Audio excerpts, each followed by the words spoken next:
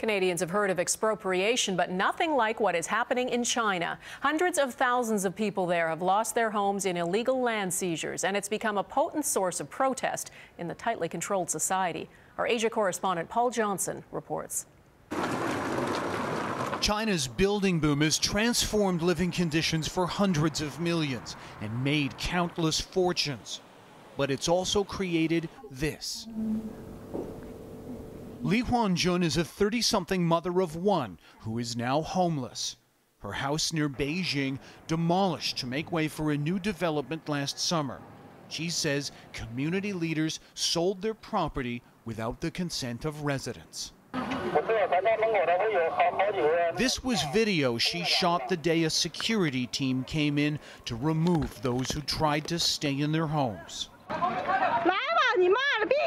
Lee and some of her neighbors threatened to set themselves on fire rather than leave. But the men came at them with fire extinguishers, and in such numbers they couldn't resist. The demolition went ahead. Under communism, all of the land was publicly owned. Now there's private land ownership. So how do you get from one to the other without violating somebody's rights? Well, the answer isn't clear so far, but it's often messy and sometimes tragic.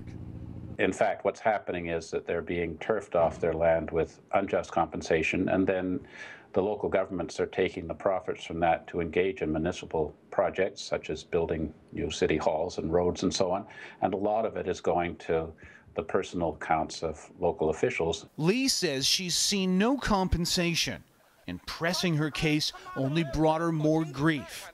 An attempt to petition the government at Tiananmen Square with leaflets was quickly stopped by police, and she ended up being detained for days without charge in this hotel room. We asked local officials and police about her story.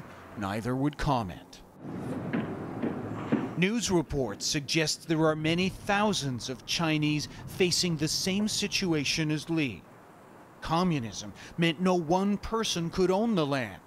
Capitalism apparently means some can and others can't. Paul Johnson, Global News, Beijing.